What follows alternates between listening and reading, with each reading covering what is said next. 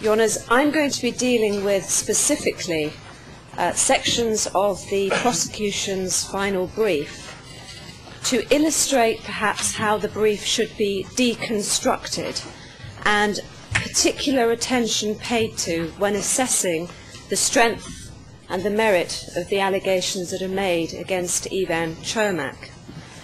Each of the prosecutors in turn, as they stood up to address you, spoke about the importance of the totality of the evidence, the totality of which of course includes the detailed footnoting of evidential references contained throughout the Cermak defence brief, none of which in passing were referred to or dealt with by Mr. Carrier when he addressed you yesterday.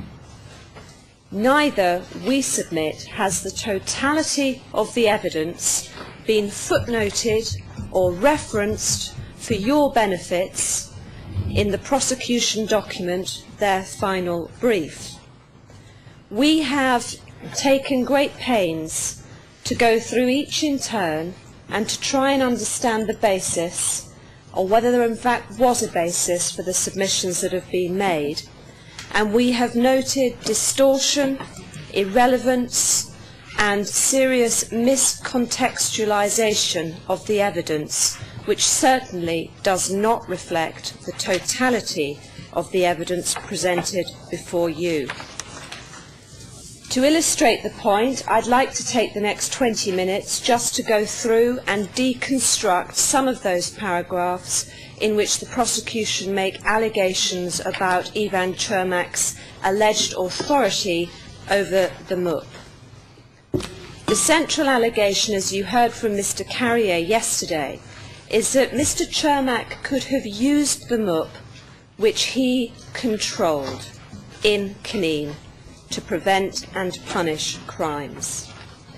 Instead, you are told that he used the police resources to further a joint criminal enterprise, and that in essence he was too busy colonising with Croats under the hooded cloak of normalisation to be concerned about the crimes that were taking place.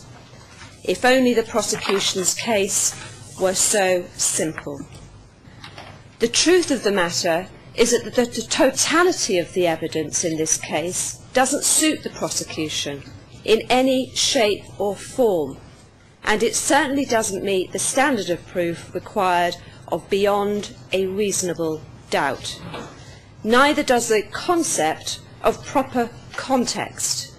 Only yesterday Mr. Carrier referred you to Mr. Cermak diverting police resources to advance the JCE and relied on the defence expert Albiston to support his contention, stating that this diversion of police resources would have, in Mr. Albiston's words, have had the inevitable effect of reducing police resources for more pressing tasks. Well, the citation he gave, D1776, paragraph 3.74, has nothing to do with Ivan Cermak. It's to do with consideration of an order that was given by Morich for very good reason, which your honours will see when you go to that citation.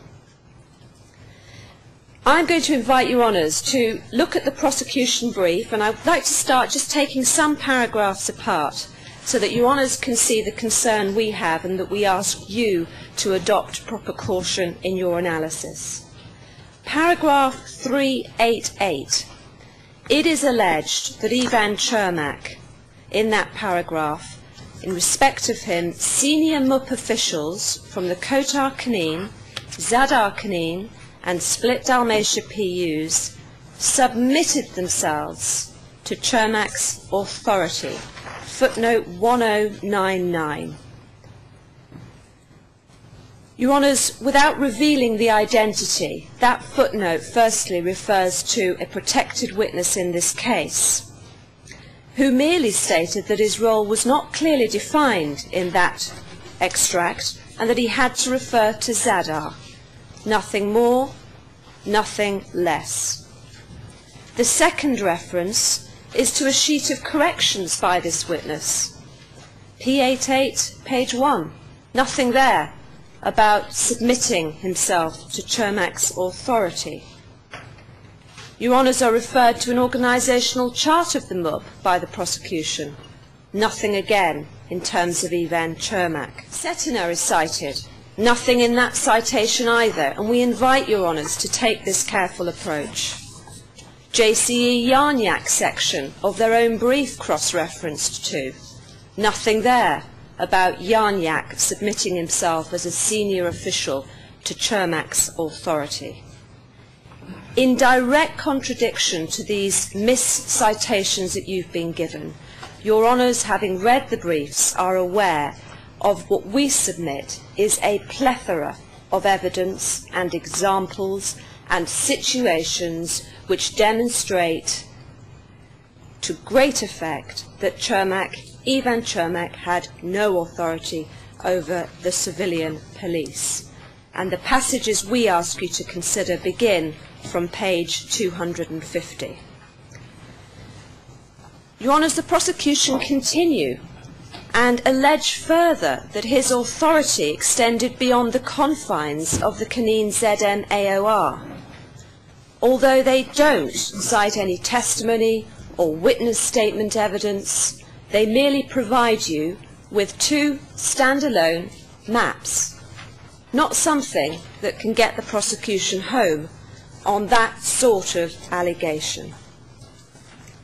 They also say that the witnesses that the defence called only ever addressed the de jure authority, or the lack thereof, by Mr. Cermak over the civilian police, a central allegation they make against our witnesses. Paragraph 338 therein, Your Honours. In stating that, they also say that those witnesses failed to account for Tudjman's delegation of extraordinary authority to Cermak and the evidence demonstrating actual authority. Footnote 1102. We invite you to look directly. Nothing there to support that contention. Simply a reference to defence witness Skegro, stating that there are ministries under the President, and an organogram exhibited by General Feldy showing the position of HV Command on the 4th of August. No delegation of extraordinary authority by the President in respect of the MUP. Your Honours will recall that that matter was addressed directly with Mr. Albiston, the police expert, and we ask you without repetition to go to page 253 of the Cermak brief. It's simply not true that the defence witnesses only address the de jure aspect of authority or lack thereof. The witnesses cited by the prosecution include Albiston, P86, Sipsey, Cetina and Morich. We urge the proper contextualisation of this evidence and the need for it to be considered in its entirety. Albiston, you will recall, and I'm going to give the citations, dealt specifically many times with de facto command, none of it by Ivan Cermak over the police. Transcript pages 23948-9, transcript 2383728, transcript 24021. Dealt with in re-examination directly, transcript 24074. He even went so far as to explain his basis for the conclusions he made. We ask you to look at our footnote of the Cermak brief 1697 and the 2,000 to 4,000 documents he looked at in preparing his report, as well as the 7 orders that Ivan Cermak addressed to the MUP. We ask you to look at transcript page 24080. Crucially, he gave this chamber evidence that he would have expected there to have been a significant, in his words, volume of orders, instructions, requirements for reports as to what exactly was being done about it, if Ivan Chermak had genuine de facto command.